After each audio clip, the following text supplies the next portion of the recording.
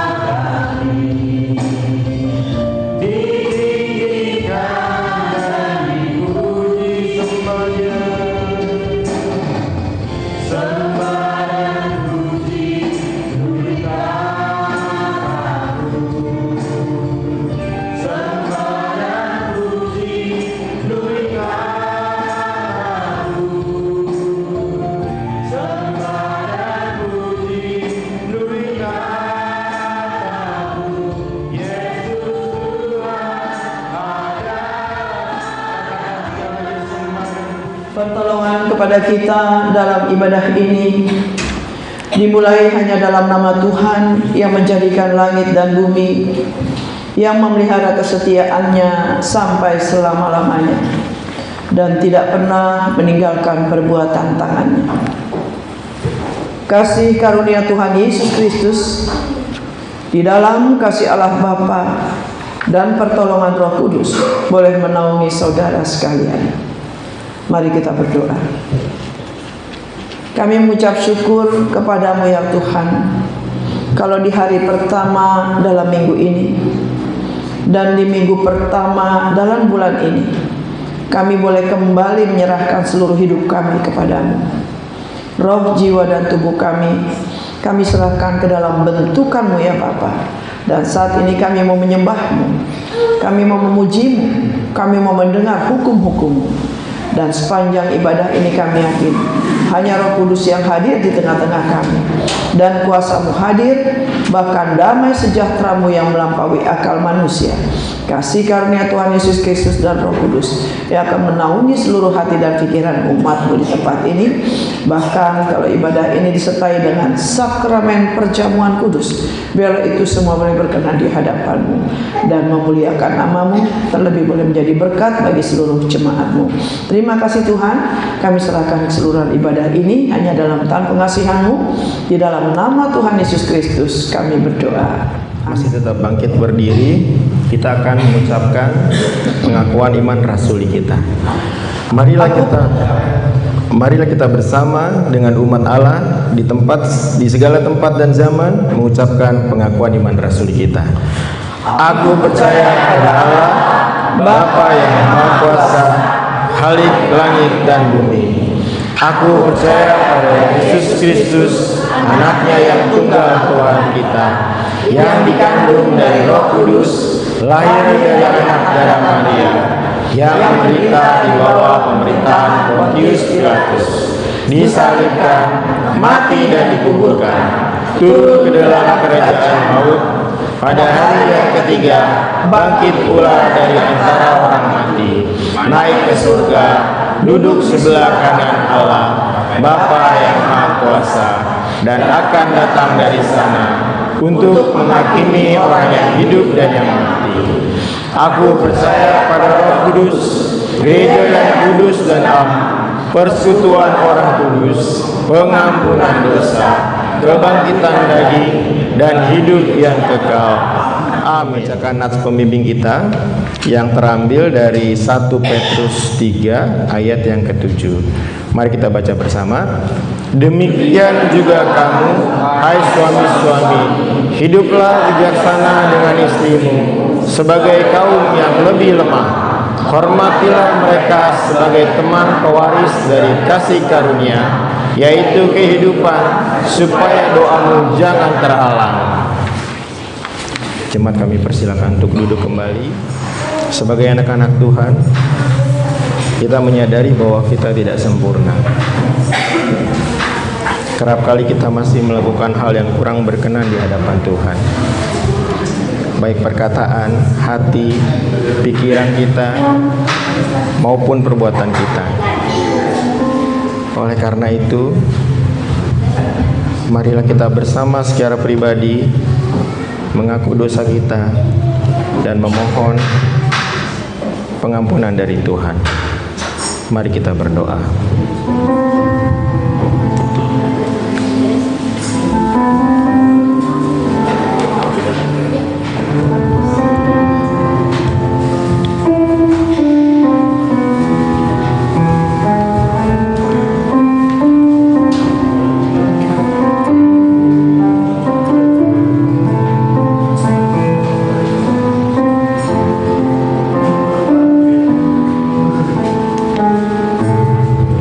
Dalam nama anakmu Tuhan Yesus Kristus, kami sudah berdoa. Amin. Dalam hadirat Tuhan, kita mau menyembah Tuhan. Tidak henti-hentinya kita rindu akan firman Tuhan. Jiwa kita rindu akan Tuhan, karena Tuhan adalah hasrat dalam hati kita. Kami rindu untuk menyembah-Mu Tuhan.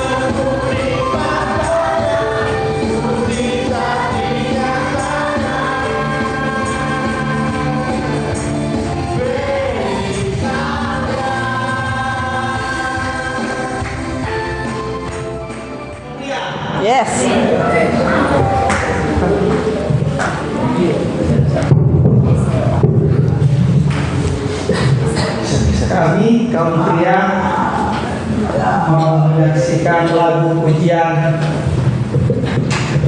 mengikut Yesus keputusanku.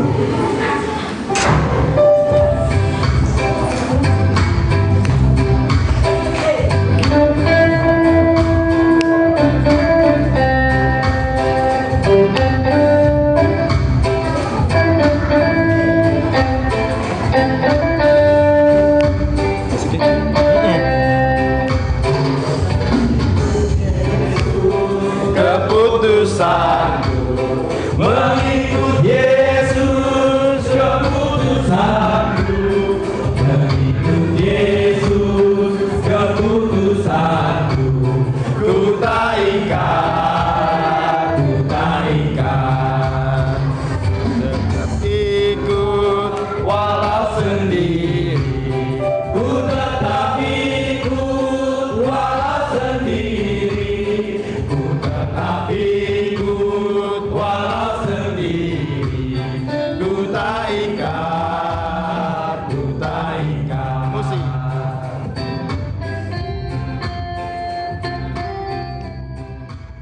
Firman Tuhan dalam kelas sekolah minggu, mari kita berdoa. Bapa yang maha baik, Bapa yang kami sembah di dalam nama Tuhan Yesus Kristus, kembali pada hari pertama dalam minggu ini dan di minggu pertama dalam bulan ini, kami kembali menyerahkan anak-anak kami ke dalam tangan pengasihan-Mu sebagai respon. Bawalah kemari anak-anak itu datang kepadaku dan kami mau menyerahkan mereka ke dalam pengajaran akan firman Tuhan. Kami yakin setiap firman Tuhan yang diajarkan oleh guru-guru mereka yang diurapi dengan bahasa yang sederhana, mereka dapat menangkap, mengerti, sehingga mereka dapat melakukan itu dalam kehidupan mereka sehari-hari, sehingga karakter mereka, mentalitas mereka terbangun sesuai dengan kehendak Kristus. Sehingga kami yakin anak cucu kami pasti menjadi anak-anak yang berkualitas, anak yang berhasil dalam segala hal. Banyak mereka mengikuti sekolah minggu, Tuhan yang akan memberikan ketenangan, kenyamanan, dan sukacita, dan seluruh ruangan sekolah minggu hanya Roh Kudus yang menguasai.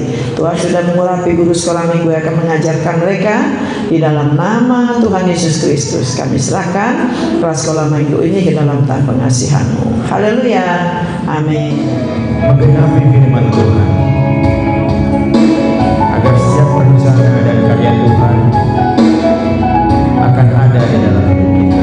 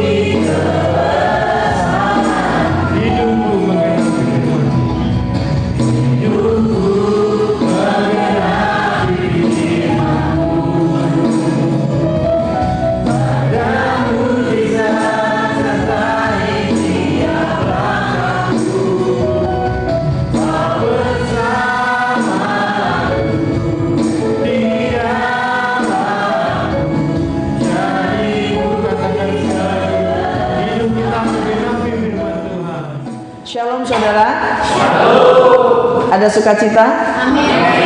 Puji Tuhan. Kalau saya tanya sehat, pasti banyak yang sakit, ya. Pasti banyak yang capek, apalagi macetnya minta ampun, ya. Saya dengar-dengar bukan hanya kita yang macet dari Cilember, ya, dari Curug, tapi dari mulai Puncak Pas itu sudah memang macet banget karena stuck di junction di Buperta. Kalau kita yang melipir keluar Jatikarya atau Nagrag, itu ternyata ada 2 jalur yang terambil karena perbaikan jalan. Sebenarnya kami bisa cepat sampai. Kami mampir di rest area Bogor yang luar biasa macetnya berkilo-kilo karena Pak Gembala kebelet, ya, cari parkir sama sekali tidak ada. Akhirnya kami mutar terus di rest area itu dan semua penuh, rest area itu semua penuh mobil. Mungkin juga orang sama mengalami seperti kami, dan akhirnya kami drop Pak Gembala di toilet, kami keluar muterin, ya, sampai akhirnya Pak Gembala juga jemput nyusul kami ke pintu keluar. Padat luar biasa, padat luar biasa. Jadi kemarin memang semua kita mengalami kemacetan. Ya, semua kita mengalami kemacetan, tapi itulah sebagaimana firman Tuhan kemarin dalam pembekalan, ya, siap untuk dibentuk. Kalau habis dibentuk kan babak belur, ya. Betul? Ya, kemarin dalam pembekalan siap untuk dibentuk. Segala sesuatu kalau dibentuk itu babak belur. Rumah ini satu saat kalau kami renovasi, kalau ada berkat, kami akan hancurkan, kami akan bongkar sana sini. Kalau rumah ini juga bisa berteriak, udah dong Bu Gembala, udah dong, gitu. Tidak, saya mau rombak kamu supaya kamu menjadi indah. Tidak tahukah bahwa tubuhmu adalah bait Roh Kudus? 1 Korintus 3 ayat 16 mengatakan begitu. Jadi kalau Tuhan mau rombak kita, memang harus mengalami hal seperti itu. Iman kita diuji. Kita masih bisa mengucap syukur atau tidak. Dan saya yakin rombakan Tuhan sudah terjadi hari ini. Yang lemas jadi semangat, yang malas jadi rajin, yang sehat jadi sembuh, yang lemah jadi kuat, yang belum terberkati pasti Tuhan sudah berkati. Amin. Karena kemarin saya sudah gambarkan ketika penjunan itu membentuk bejana atau periuk, bagaimana prosesnya yang sangat menyakitkan itu. Kita belum seberapa diproses oleh Tuhan.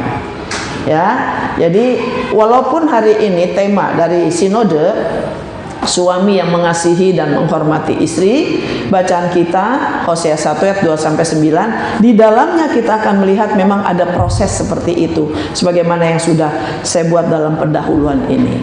Mari kita baca dari Hosea pasal 1 ayat 2 sampai dengan yang ke-9. Demikian firman Tuhan. Sebagaimana biasa kita akan makan roti ini bersama-sama. Saya berbagi, saya ayat 2, saudara ayat 3 nanti sekalian, dan ditutup kita ada kebersamaan. Demikian firman Tuhan. Ketika Tuhan mulai berbicara dengan perantaraan Hosea, berfirmanlah ia kepada Hosea, pergilah, kawinilah seorang perempuan sundal dan peranakanlah anak-anak sundal, karena negeri ini bersundal hebat dengan membelakangi Tuhan. Maka pergilah ia dan mengawini Gomer binti Diblaim. Lalu mengandunglah perempuan itu dan melahirkan baginya seorang anak laki-laki. Kemudian berfirmanlah Tuhan kepada Hosea, berilah nama Yizreel kepada anak itu, sebab sedikit waktu lagi maka aku akan menghukum keluarga Yehu karena hutang darah Yizreel, dan aku akan mengakhiri pemerintahan kaum Israel. Maka pada waktu itu aku akan mematahkan busur panah Israel di lembah Yizreel. Lalu perempuan itu mengandung lagi dan melahirkan seorang anak perempuan. Berfirmanlah Tuhan kepada Hosea, berilah nama Lo Ruhama kepada anak itu, sebab aku tidak menyayangi lagi kaum Israel dan sama sekali tidak akan mengampuni mereka. Tetapi aku akan menyayangi kaum Yehuda dan menyelamatkan mereka demi Tuhan Allah mereka. Aku akan menyelamatkan mereka bukan dengan panah atau pedang, dengan alat perang atau dengan kuda dan orang-orang kuda. Sesudah menyapi Lo Ruhama, mengandunglah perempuan itu lagi dan melahirkan seorang anak laki-laki bersama-sama.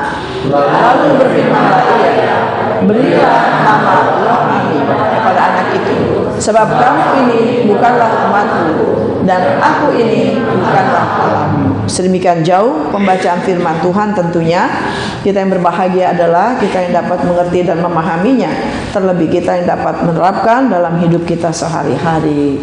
Haleluya. Haleluya. Haleluya. Haleluya.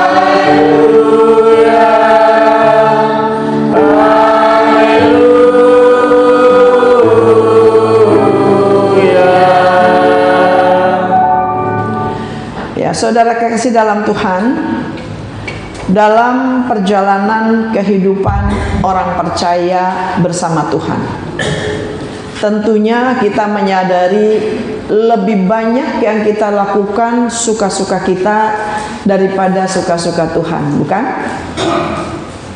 Betul saudara? Betul ya. Ini dulu yang harus kita pahami.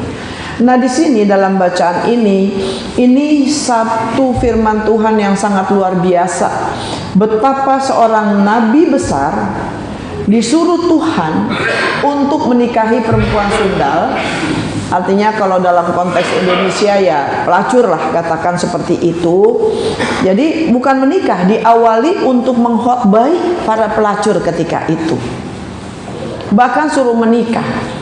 Yang kita mau tahu adalah, yang umat harus tahu adalah, apa sih tujuan Tuhan supaya Hosea itu menikahi perempuan sundal atau pelacur itu? Ini yang harus kita gali. Jadi tujuan Tuhan adalah supaya Hosea juga bisa merasakan betapa sakitnya hati Tuhan ketika Tuhan diselingkuhi oleh umatnya.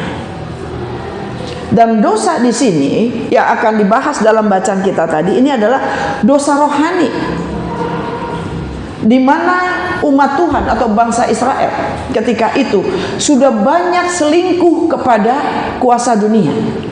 Dia lebih mencintai uang, lebih mencintai kekayaan, lebih mencintai apa yang dia anggap itu baik, lebih mencintai dirinya dan banyak hal. Bahkan hatinya sudah menoleh kepada Baal. Artinya kepada apa? Berhala yang dianggap oleh orang Israel ketika itu bisa menolong mereka, tetapi nyatanya tidak bisa. Betapa sakit hati Tuhan. Tuhan yang menciptakan, Tuhan sebagai sumber berkat. Tetapi pada akhirnya kalau firman Tuhan mengatakan dalam kitab Wahyu, dikatakan kita ini mempelai wanitanya Tuhan, laki-laki atau perempuan. Dan mempelai pria di kerajaan sorga adalah Tuhan Yesus. Artinya apa? Dia kepala gereja, kita adalah umatnya. Artinya apa? Kalau Yesus diumpamakan seperti itu, dia pemilik kita, dia penguasa kita. Tapi pada akhirnya bangsa Israel ini banyak selingkuh. Mereka menyembah Baal, berzina secara rohani. Dan Hosea ketika itu disuruh ngidupin mereka melalui khotbah dan perbuatan baik. Dan dengan istilah dunia saya katakan yang lebih luar biasa lagi, saya tidak mau katakan ini perintah gila ya, artinya yang lebih luar biasa lagi, Hosea disuruh menikah dengan seorang perempuan lacur, yaitu Gomer. Gomer itu artinya pelacur. Nah, itu perintah yang sangat menyakitkan kalau kita membaca ayat yang kedua. Pergilah, kawinilah seorang perempuan sundal dan peranakanlah anak-anak sundal, karena negeri ini bersundal hebat dengan membelakangi Tuhan. Ini perintah yang sangat menyakitkan. Hosea disuruh menikah dengan perempuan sundal. Dan kalau kita membaca riwayat keseluruhannya, perempuan itu sudah punya anak bersundal lagi sama yang lain, masih diampuni oleh Hosea. Bersundal lagi dengan yang lain, masih diampuni lagi oleh Hosea. Bersundal lagi dengan orang lain, masih diampuni lagi oleh Hosea. Kenapa? Padahal Hosea ketika itu sangat sakit, disakiti oleh istrinya. Tapi dalam hal ini Hosea mengasihi tanpa syarat. Apa yang sudah Tuhan perintahkan untuk menjadi istrinya, dia tetap harus mengasihi dan menghormati istrinya. Demikian juga Tuhan Yesus Kristus terhadap kita. Betapa kita sudah berzina secara rohani, sudah tidak mengutamakan Tuhan, tapi yang kita utamakan adalah yang lain-lain. Padahal kalau kemarin kalau tidak salah pemuda punya ayat hafalan, Apa? Matius 6 ayat 33. Jangan dahulu. Ayo pemuda, carilah. Maka semuanya itu akan Iya, pemuda jangan lupa ya. Itu ayat ya. Pemuda, sekali lagi pemuda, carilah dahulu kerajaan Allah dan kebenarannya, maka semuanya itu akan ditambahkan kepadamu. Jadi bangsa Israel ketika itu mencintai yang segala sesuatu, bukan yang utama. Ini sakit Tuhan ya. Sampai Tuhan katakan, aku nggak mau ampuni. Bangsa Israel tidak akan diampuni oleh Tuhan karena dia sudah menghujat Tuhan dengan menyembah para Baal. Tapi khusus Yehuda, nah di situ sudah ada nubuatan Yehuda. Kenapa? Dari Yehuda itulah nanti lahir Tuhan Yesus Kristus. Jadi nggak semua orang Israel percaya Yesus. Di Israel sendiri, saudara harus tahu, orang Kristen juga mengalami penindasan. Satu bukti di abad pertama, Tuhan Yesus disiksa di Israel sendiri, di kelahiran dia sendiri. Tuhan Yesus. Siapa yang menangkap dan menyiksa Tuhan Yesus? Ya para alim ulama itu sendiri, para pendeta Yahudi, para pendeta orang Israel, tokoh-tokoh agama, saudara. Nah ini yang miris. Jadi di sini Hosea mendapat perintah yang sangat menyakitkan, yaitu menikahi pelacur. Dan ini merupakan ilustrasi yang hidup. Artinya begini.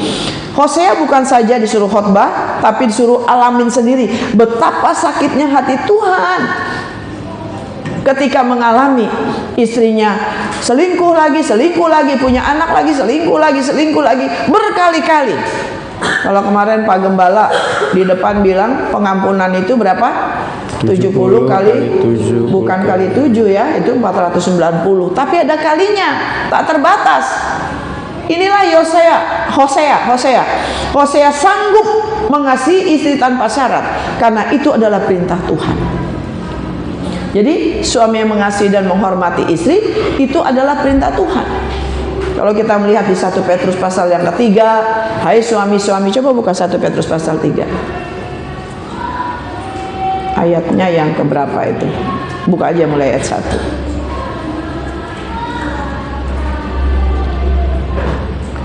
Ayatnya yang kedua.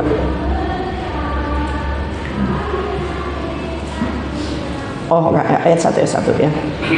Coba ayat 1 tadi, ayat 1.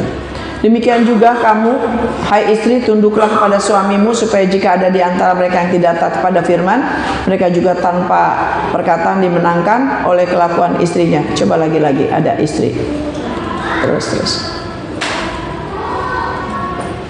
Lagi. Terus, hai suami-suami. Lagi di atas, bawah lagi. Nah, demikian juga kamu, hai suami-suami, hiduplah bijaksana dengan istrimu sebagai kaum yang lebih lemah. Hormatilah mereka sebagai teman, pewaris dari kasih karunia, yaitu kehidupan, supaya doamu jangan terhalang. Suami yang tidak berdamai dengan istri memang ini sulit untuk berdoa, kecuali ya sudah ada satu pertobatan baru. Ya, ini kita udah langsung kembali kepada tema. Tapi sebenarnya kisah yang sebenarnya dalam Hosea ini mengingatkan betapa besar kasih Tuhan kepada manusia. Manusia sudah hancur, manusia sudah najis, manusia sudah jatuh dalam dosa, tetapi kasih Tuhan, walaupun Tuhan begitu disakitkan, tapi Tuhan tetap mengaruniakan anak yang tunggal, supaya kita yang percaya tidak binasa, melainkan beroleh hidup yang kekal. Buka Yohanes 3 ayat 16.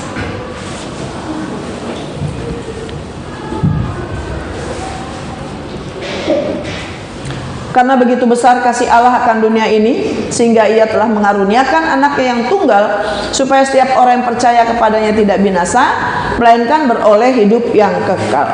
Tuhan begitu luar biasa kasihnya. Sebenarnya kalau bukan karena kasih dan anugerah Tuhan, kita semua pasti binasa dan pasti masuk neraka. Tuhan tidak melihat sudah berapa parah dosa kita. Tuhan tidak melihat seberapa jauh kejatuhan kita. Tuhan tidak melihat seberapa bobrok karakter kita, tapi Tuhan mau mengangkat kita sebagai anaknya. Kalau kita mau mengaku atau menyerahkan diri kepada Tuhan dan kita menerima Dia sebagai Tuhan Yesus Kristus. Saya izin share satu lagu ya. Ini lagu baik sekali dari YouTube. Coba Kak Dek dibuka Dek. Ini ada satu lagu. Jadi bagi kita yang merasa Tuhan aku udah dosa, nggak layak aku jadi anggota gereja, beribadah, menyanyi dan memuji Tuhan, tapi kita akan melihat betapa besar kuasa Tuhan bagi kita yang datang dengan hati yang hancur. Walau aku berantakan, Tuhan taji melihatku dalam aibku tanpa malu. Kau sebut aku milikmu. Tidak layak, hanya Engkau yang mampu menulis sejarah baru di hidupku.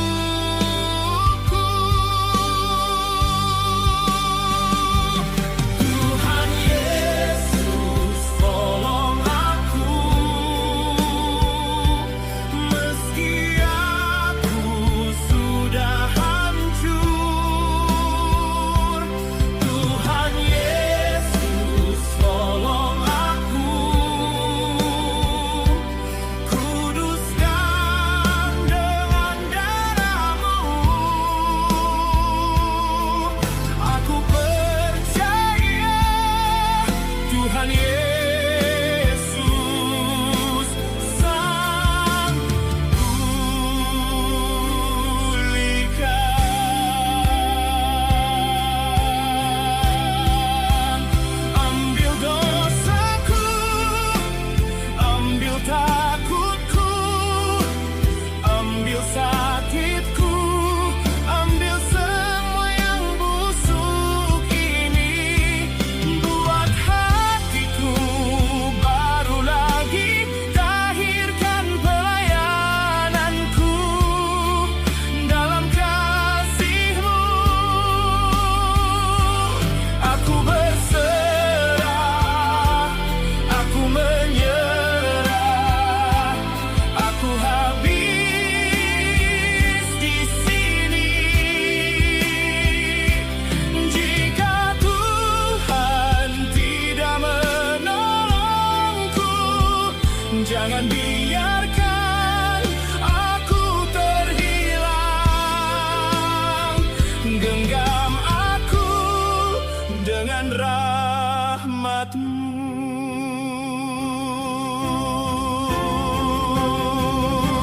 Tuhan Yesus mengubah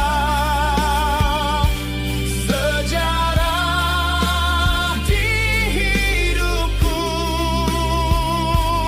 Tuhan Yesus mengubah sejarah hidupku.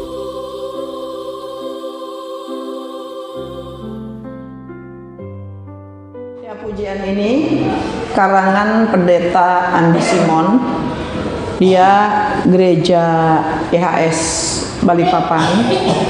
Kabarnya pendeta tersebut sudah meninggal dan dia juga menulis lagu Kematianku. Dia menderita sakit kanker, tapi meninggalnya ini saya belum telepon ke gereja sana benarkah dia meninggal tanggal berapa, tapi dari YouTube saya lihat pendeta ini sudah meninggal. Pendeta Adi Simon ini terkenal seorang pendoa yang kapan saja mau mendoakan tanpa harus dibayar, tanpa harus dikasih ongkos, ya. Dia masih muda tapi dia menderita sakit kanker. Dia bilang sekalipun Tuhan tidak menolong aku, yang penting aku tetap bersama Yesus. Ya, dalam lirik-liriknya tadi, kita sudah hancur, kita sudah najis, tapi Tuhan mau mengangkat kita. Jadi saudara, yang penting di sini adalah ada satu pengakuan dari kita kepada Tuhan.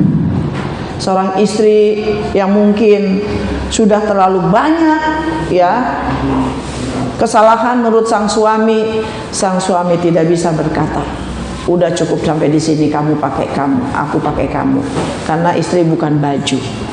Ya, kan ada istilah seperti itu. Atau sebaliknya, karena tema beberapa minggu ini memang tentang keluarga. Seorang suami yang waktu Pendeta Herta berkhotbah, seorang suami yang bertanggung jawab atau terus kemarin khotbah saya tentang seorang istri, dan ini suami yang mengasihi dan menghormati istri. Itu konteksnya kalau sesuai dengan Hosea ini menggambarkan kasih Yesus yang tanpa batas. Kasih Tuhan yang tidak masuk akal. Kalau kita bekerja, SP1, SP2, SP3 keluar kalau kita punya salah. Di dunia ini kasih manusia terbatas. Istri melakukan segala sesuatu langsung talak. Suami melakukan segala sesuatu langsung talak. Istri bisa kasih talak nggak? Di sana bisa. Ya, tapi harus suami sih biasanya. Nah, jadi saudara yang kasih dalam Tuhan, kalau kita boleh membaca poin daripada bacaan kita tadi, ketaatan bangsa Israel sangat meragukan, tetapi Tuhan tetap mau ingin umatnya selamat, sama seperti kasih bapak terhadap anaknya. Itu firman Tuhan. Suami mengasihi dan menghormati istri itu seperti kasih bapak juga kepada seorang anak, bukan berarti istri dianggap seorang anak. Artinya apa? Seorang bapak melihat hancurnya kehidupan anak-anak, rusaknya kehidupan anak-anak. Seorang ibu melihat jeleknya kelakuan anak-anak. Adakah orang tua yang menginginkan kehancuran anak? Saya rasa tidak ada.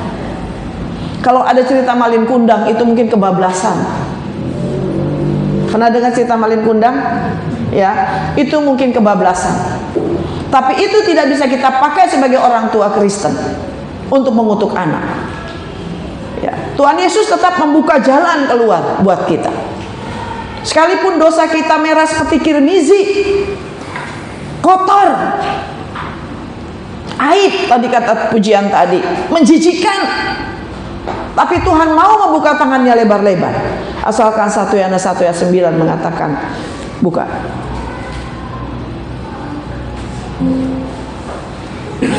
Jika kita mengaku dosa kita, maka Ia adalah setia dan adil, sehingga Ia akan mengampuni segala dosa kita dan menyucikan kita dari segala kejahatan. Amin, saudara.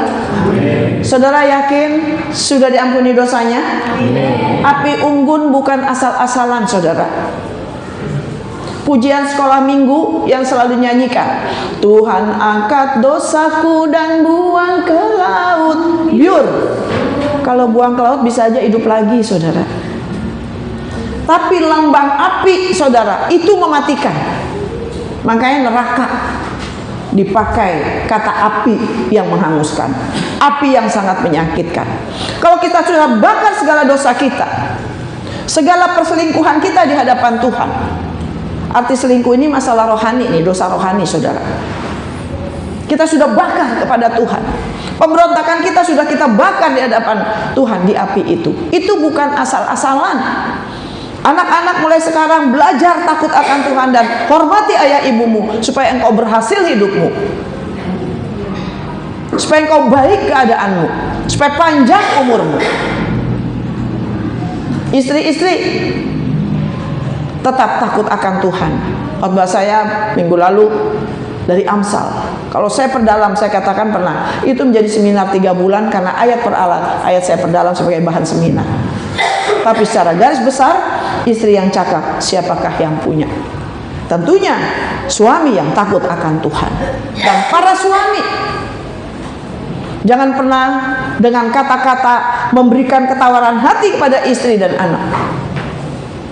Suami mengasihi dan menghormati. Menghormati apa? Dia sebagai ibu dari segala yang hidup kalau istri itu. Karena arti Hawa dalam kitab Kejadian, ibu dari segala yang hidup. Inang pangi tubuh yang melahirkan. Suami yang memiliki hati yang takut akan Tuhan. Ada benih.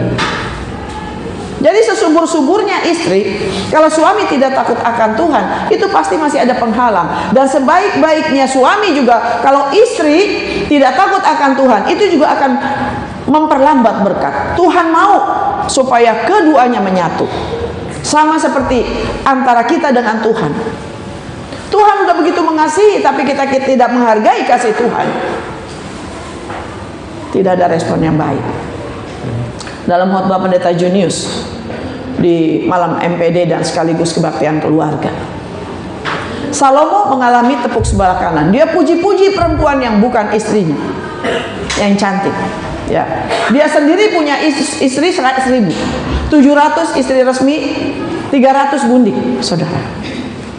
Ya, kenapa si perempuan yang dipuji-puji dalam kitab Kidung Agung itu tidak merespon? Karena dia sudah punya tunangan. Dia tidak mau berselingkuh dengan Salomo. Sementara Salomo memuji-muji pacarnya, pacarnya memuji-muji pacar yang lain. Maksudnya wanita idamannya memuji pacar yang lain. Itu isi kidung Agung. Ya, dalam hal ini tidak dosa bagi perempuan itu. Memang dia sudah ada tambatan hati yang lain, saudara. Tapi bangsa Israel ketika itu, ya, sangat luar biasa. Sudah diberikan kasih anugerah, diampuni, diberkati dengan luar biasa. Masih saja. Makanya ada 3 anak yang dilahirkan dari Gomer, yang dari Hosea, yang dari istri Gomer. Yang pertama anaknya Yizreel, ya, Yizreel. Yang kedua anaknya Lo Ruhama. Yang ketiga Lo Ami. Kalau kita lihat di sini ada arti daripada anak-anaknya itu, saudara. Ini artinya adalah kata-kata arti yang sebetulnya maunya Tuhan adalah arti untuk bisa mengampuni, arti yang mengampuni. Ya, saya akan lihat di sini Lo Ruhama apa tuh? Ya, artinya. Nah, Yizreel arti nama sebetulnya Allah menabur atau menghukum. Yizreel ayat yang keempat. Ya, di sini ada hukuman darah. Allah menabur artinya waktunya Allah menabur akibat daripada apa? Kesalahan daripada bangsa Israel. Lalu Lo Ruhama artinya tidak dikasihi atau tidak mendapat belas kasihan Tuhan. Lalu Lo Ami, Tuhan sudah menyatakan di anak ketiga yang dilahirkan oleh Gomer, itu bukan umatku. Ini ketiga anak ini, saudara, ini hasil perjinahan dari yang lain. Tapi Hosea masih tetap mengampuni, karena Hosea sudah menyaksikan betapa Tuhan sudah mengampuni dan mengerti dan mengasihani. Bahkan Tuhan dengan tangan terbuka mau mengampuni bangsa Israel yang dipimpin oleh Hosea untuk tetap menjadi anaknya. Jadi tujuan Tuhan memerintah Hosea menikahi perempuan lacur, saudara, tujuannya supaya lu bisa ngerasain deh bagaimana yang sakitnya aku nih, kata Tuhan, dihianati terus sama umatku. Sekarang bagaimana kamu? Dan dengan demikian Hosea, ketika dia sanggup menyaksikan kasihnya yang tanpa syarat kepada istri yang terselingkuh, saudara, khotbahnya sangat luar biasa. Dapat membuat bangsa Yahudi bertobat, dapat membuat orang-orang yang dengar bertobat, dan sebagian bangsa Israel mau berbalik kepada Allah. Karena khotbah Hosea, khotbah yang dia sendiri sudah sanggup melakukan. Sakit ya, tapi saya yakin di sini tidak ada. Suami di sini mah aman, ya kan? Jangan sampai suami-suami di sini menikahi Gomer, ya. Gomer itu artinya perempuan yang bersundal, ya, gitu. Nah, jangan, ini tidak ada. Namun bentukan Tuhan dalam malam pembekalan, seperti lagu yang tadi kita dengar dari Pastor Andi atau dari Pendeta Andi, saudara. Siapapun kita latar belakangnya, ketika kita mau sungguh-sungguh datang kepada Tuhan, kita mau bakar segala dosa kita mau terima Yesus Kristus sebagai Tuhan dan Juru Selamat, lupakan dosa-dosamu yang lama. Seperti tadi kata liturgos Bapak Penatua John, mari kita buka lembaran baru. Saya orangnya begitu. Sehebat apapun kesalahan orang terhadap saya, ya, saya harus belajar walaupun sakit, saya harus mengampuni. Pada akhirnya saya katakan, Tuhan, itu urusan dia. Yang menjadi kewajibanku adalah mengampuni. So dia mau jahat, mau dia nggak tahu diri, mau nggak sopan, mau menyakiti, urusan dia dengan Tuhan. Tapi aku jangan berdosa karena orang lain menurut aku berdosa. Jadi kita pelihara hati kita. Nah, Hosea berhasil. Hosea berhasil dengan istri yang sangat menyakitkan. Oh, mungkin kalau suami zaman sekarang, seperti saya lihat di YouTube di video-video itu, mungkin udah jadi bubur kali itu istri, atau udah dimutilasi ya. Ya, zaman sekarang. Tapi tidak untuk suami yang takut akan Tuhan. Dia akan tetap mengasihi istri dan menghormatinya bagaimanapun keadaan dia. Namun dalam hal ini, istri jangan besar kepala. Ya, walaupun ini khotbah untuk suami, ya, ingat, walaupun ini khotbah untuk suami, bicara suami adalah bicara seluruh istri keluarga. Buka Mazmur 128, mulai ayat 1, ayat 2. Oh ya, ayat 1 tadi, ya, ayat 1.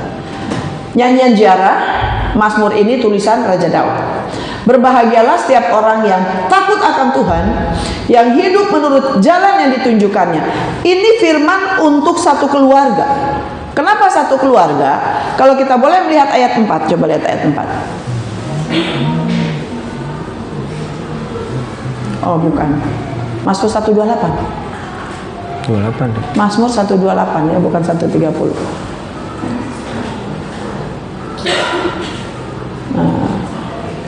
Tadi yang dibuka 128 kan ayat 1 ya?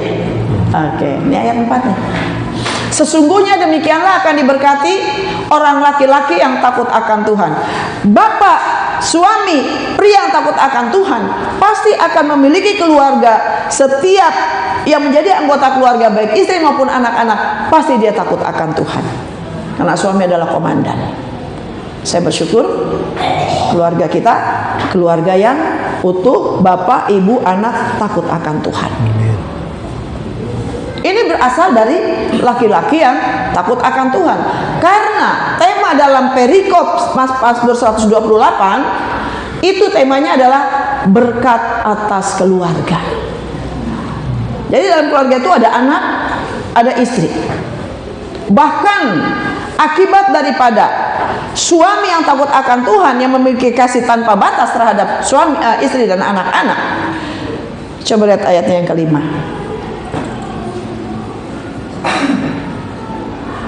Kiranya Tuhan memberkati engkau dari Sion, supaya engkau melihat kebahagiaan Yerusalem dan seumur hidupmu. Artinya kepada siapa? Tuhan memberkati orang laki-laki dari Sion. Apa itu Sion? Sion pada awalnya itu berawal dari Sinai. Nabi Musa itu setiap kali mau membacakan firman dan melaksanakan ibadah kepada Tuhan, pasti di kumpulan orang percaya Sinai.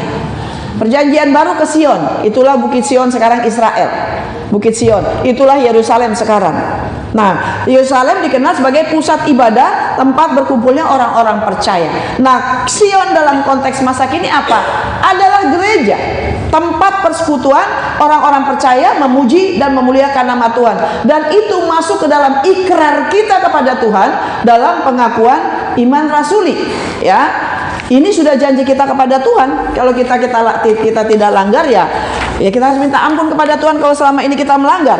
Nah, dalam pengakuan iman rasuli ada yang mengatakan begini: aku percaya kepada Roh Kudus, gereja yang kudus, persekutuan orang kudus. Siapa persekutuan orang kudus? Kita semua yang sedang bersekutu ini sebagai orang-orang kudus memuliakan nama Tuhan.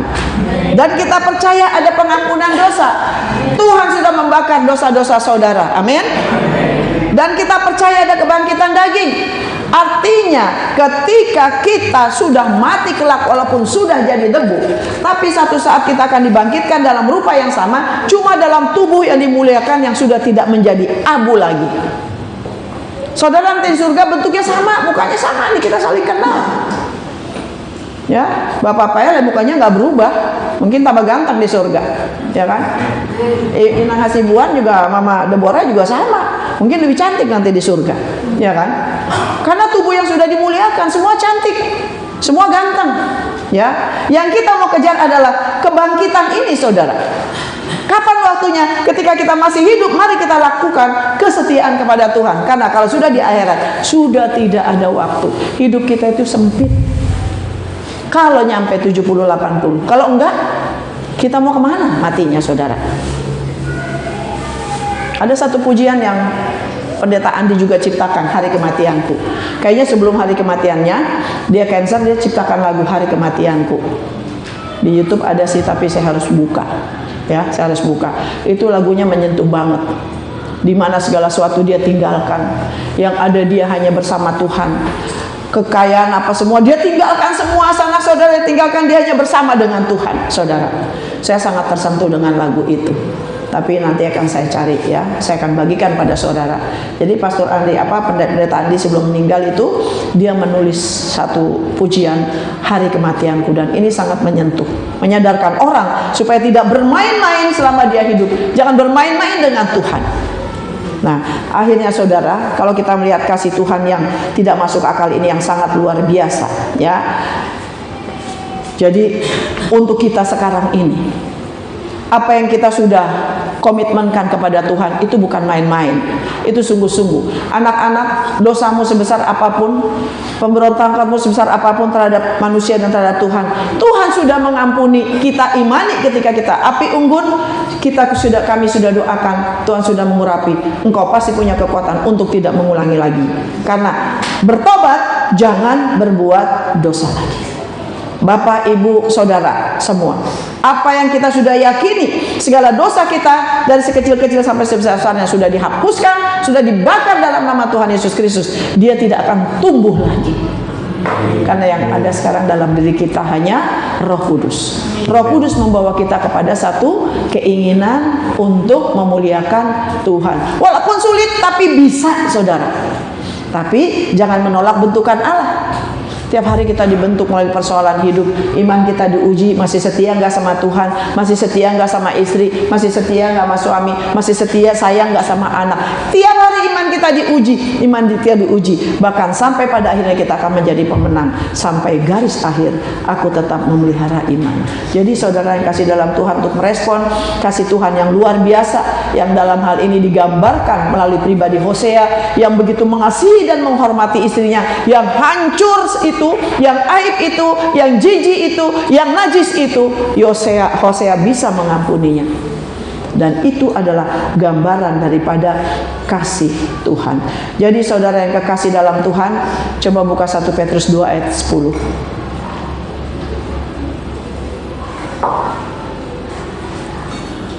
Ya. Kamu yang dahulu bukan umat Allah, tetapi yang sekarang telah menjadi umatnya. Yang dahulu tidak dikasihani, tetapi yang sekarang telah beroleh belas kasihan. Ayat 11. Saudara-saudaraku kekasih, aku menasihati kamu supaya sebagai pendatang dan perantau kamu menjauhkan diri dari segala keinginan-keinginan daging yang berjuang melawan jiwa.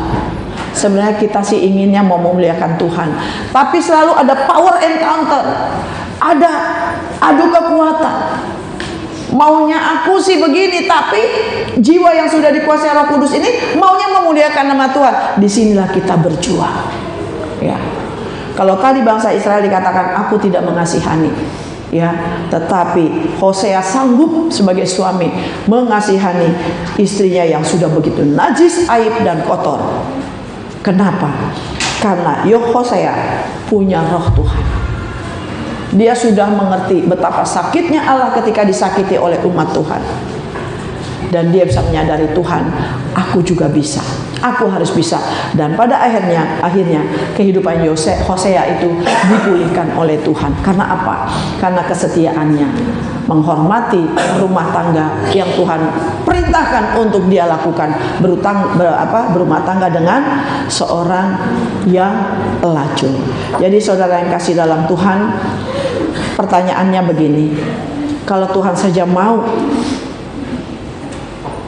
ya, atau Hosea saja bisa mengampuni hal yang luar biasa menyakitkan itu, apakah kita yang sudah dikuasai Roh Kudus tidak mampu untuk bisa mengampuni dan menerima orang apa adanya? Ini pertanyaan.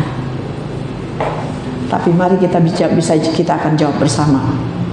Tuhan, siapapun orang yang menyakitiku, siapapun orang yang mengecewakanku, karena aku sudah punya Roh Kudus yang memampukan untuk taat, setia, dan tekun sampai kedatangan Tuhan, aku sanggup mengasihi sesamaku tanpa syarat. Baik suami, baik istri, baik anak-anak, saudara kita satu iman, saudara, tetangga kita, orang-orang lain. Urusan mereka kalau mereka berdosa, yang menjadi bagian kita adalah mengampuni supaya kita tetap hidup berdamai dengan Allah. Dan ketika kita hidup berdamai dengan Allah, kebenaran sudah ada pada kita. Dan kita sudah ada dalam kebenaran, kita dikatakan sebagai orang benar. Dan jaminannya Yakobus 5 ayat 16b.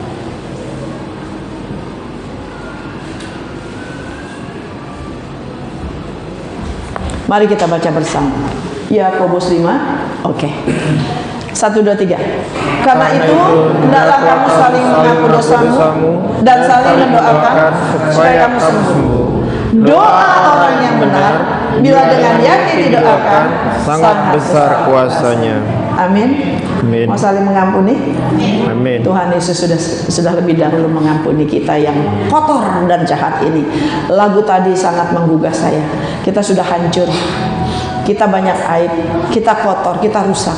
Tapi tangan Tuhan terbuka untuk menerima kita yang mau mengaku dosa, dan kita pasti diangkat jadi anak-anaknya. Amin. Amin. Tuhan Yesus. Yang sukacita.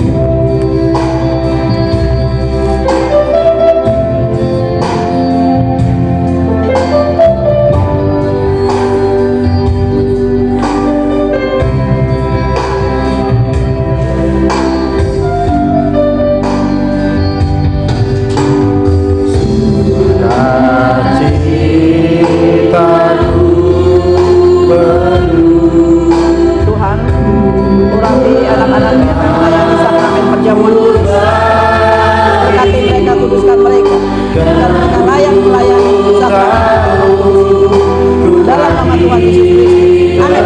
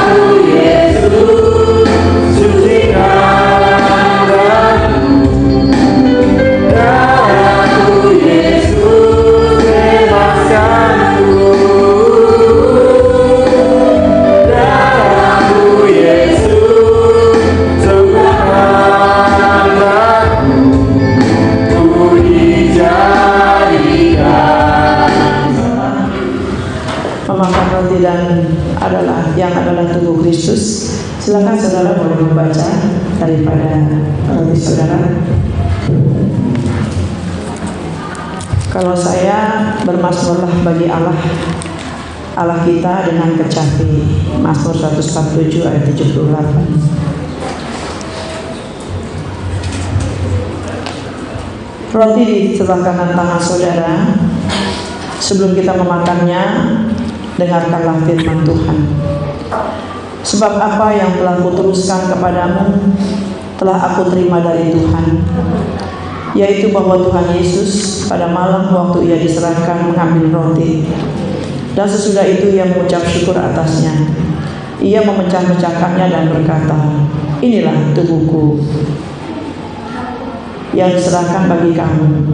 Perbuatlah ini menjadi peringatan akan aku. Saudara percaya ini adalah tubuh Kristus, makanlah. Amin.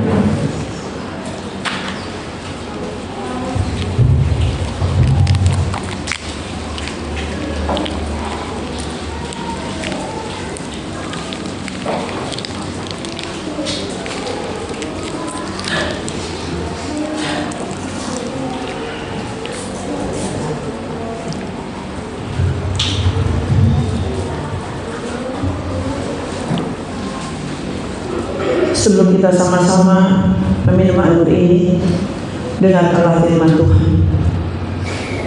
Demikian juga ia mengambil cawan sesudah makan, lalu berkata, "Cawan ini adalah perjanjian baru yang dimeteraikan oleh darahku. Perbuatlah ini setiap kali kamu meminumnya, menjadi peringatan aku. Sebab setiap kali kamu makan roti ini dan minum cawan ini, kamu memberitakan kematian Tuhan sampai Ia datang." Saudara percaya di darah Kristus, minum. Amin.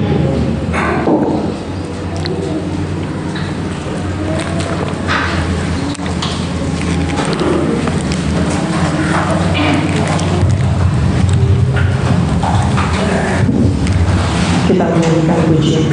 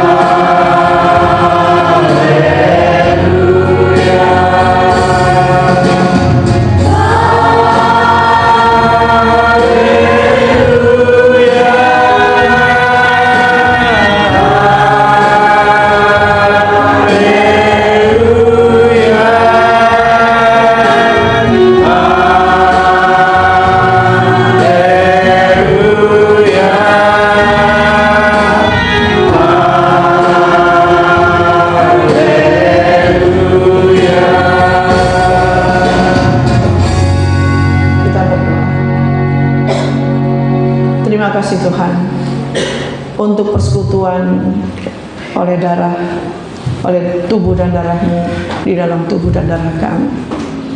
Kami yakin Tuhan, apa yang kami lakukan ini boleh memuliakan dan menyenangkan hati Tuhan. Dan saat ini kami yakin di dalam kebenaran kami melakukan sakramen ini pasti akan mendapatkan berkat. Yang sakit sudah sembuh-sembuh, sudah sungguh-sungguh Tuhan sembuhkan.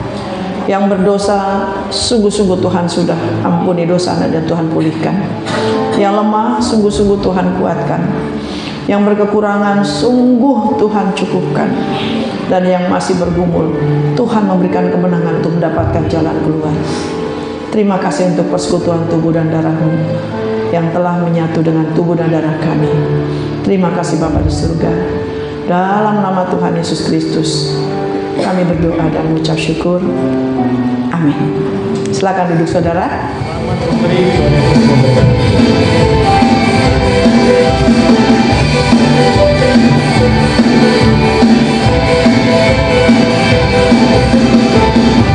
Kasih setiamu yang bagimu, berkelanjutan tersedia bagimu. Balasanmu limpahkan segalanya, dan anugerahnya sangat besar bagiku. Aku diberkati, aku dilimpahi, karena alasanku untuk menyediakan. Aku diberkati, aku dilimpahi,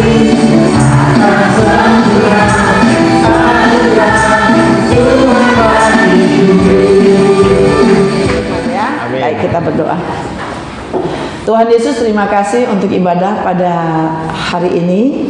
Kami sungguh merasakan kasih dan kuasa Tuhan yang luar biasa. Engkau hadir di tengah-tengah kami, Engkau memberkati kami, dan biarlah segala apa yang kami lakukan pada dalam ibadah ini Tuhan, ibadah raya minggu yang disertai dengan sakramen perjamuan kudus yang mengingatkan akan hari sengsara Tuhan demi keampunan dosa kami, semua ini boleh menyenangkan hati Tuhan, dan kami persembahkan semata-mata hanya untuk kepujian dan hormat bagi nama-Mu. Terima kasih Tuhan. Kami yakin tidak ada seorang pun, satu pribadi pun yang terlewatkan dari lawatan Tuhan. Semua sudah diberkati, semua sudah dimenangkan, semua sudah dibenarkan, semua sudah diampuni dosanya, sehingga kami sebagai umat-Mu telah dikuduskan untuk kami boleh terus memuji Tuhan, mengalami kenaikan-kenaikan dalam kehidupan kami, perbaikan-perbaikan dalam hidup kami, di dalam kasih karunia-Mu yang pasti Tuhan pasti akan wujudkan itu di dalam kehidupan jemaat-Mu di tempat ini. Terima kasih Bapa di surga, terima kasih. Segala kelemahan kekurangan tentunya Tuhan yang ampuni, dan saat ini kami yakin Tuhan yang sudah mengawali kehidupan anak-anak-Mu, umat-Mu di tempat ini mulai hari pertama dalam minggu ini, dan seterusnya kami yakin pemeliharaan Tuhan boleh nyatakan dalam hidup mereka. Mereka diberkati dalam rumah tangga, pekerjaan, apapun yang mereka lakukan, sekolah, apapun yang mereka lakukan, semua dalam pemeliharaan Tuhan, tentunya mereka pasti diberkati. Amin. Terima kasih Bapa di surga. Kami juga berdoa secara khusus bagi lingkungan di tempat ini, tentunya ini menjadi tanggung jawab kami dalam mendoakan, karena bagaimanapun firman Tuhan mengatakan kami harus berdoa untuk kesejahteraan di mana kami tinggal. Di tempat ini ya Bapak, daerah ini sedang marak pembangunan jalan, sedang marak penertiban dari lahan-lahan yang tidak dirawat ya Bapak. Tidak, Tuhan memberkati para pengurus sehingga usaha pengurus ini boleh mendatangkan keberhasilan, dapat menggerakkan para pemilik lahan di tempat ini untuk membangun secara fisik, dan Tuhan memberkati para pemilik lahan di tempat ini, supaya dengan dana mereka paling tidak mereka membangun secara fisik, sehingga lingkungan ini akan tertata rapi menjadi satu lingkungan perumahan yang asri, yang penuh damai.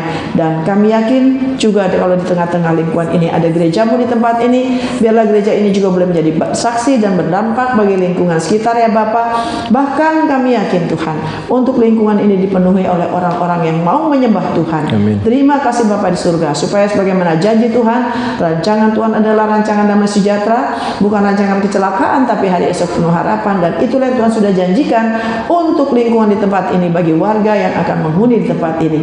Tuhan, kami yakin Tuhan memberkati gereja-Mu di tempat ini ya Bapa, dan memberkati seluruh jemaat-Mu, dan memberkati para pengurus ya Bapa. Dan untuk legalitas tanah ini kami yakin tidak ada yang mustahil kalau satu saat tanah ini memiliki sertifikat. Tidak ada yang mustahil bagi Tuhan. Tuhan akan bekerja oleh para pejabat, dan iman kami terus mengatakan seperti itu. Dan kami secara bertalu-talu berdoa untuk legalitas kepemilikan tanah di tempat ini. Terima kasih Bapa di surga, terima kasih. Dan pada akhirnya doa yang belum sempurna ini kami panjatkan hanya di dalam nama Tuhan Yesus Kristus yang sudah mengajar kami berdoa. Bapa kami yang di surga, dikuduskanlah nama-Mu, datanglah kerajaan-Mu, jadilah kehendak-Mu di bumi seperti di surga.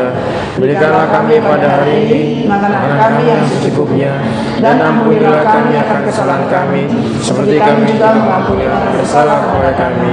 Dan janganlah membawa kami ke dalam pencobaan, tetapi lepaskanlah kami daripada yang jahat. Karena Engkau yang punya kerajaan, dan kuasa, dan kemuliaan sampai selama-lamanya. Jemaat yang dikasihi Tuhan, firman Tuhan telah saudara dengar. Otoritas, yaitu kekuatan Roh Kudus, sudah ada pada saudara, untuk saudara boleh dapat menerapkan apa yang sudah saudara dengar melalui firman Tuhan. Dan sakramen perjamuan kudus sudah saudara nikmati bersama. Saudara sudah bersekutu dengan tubuh dan darah Yesus yang memberikan kemenangan untuk saudara tetap setia kepada Tuhan sampai selama-lamanya.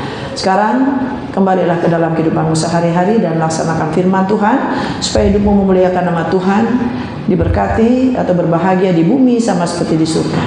Arahkanlah hati dan pikiranmu kepada Tuhan, dan terimalah berkat-Nya. Tuhan memberkati engkau dan melindungi engkau. Tuhan menyinari engkau dengan wajah-Nya dan memberi engkau kasih karunia. Tuhan menghadapkan wajah-Nya kepadamu dan memberi engkau damai sejahtera. Amin.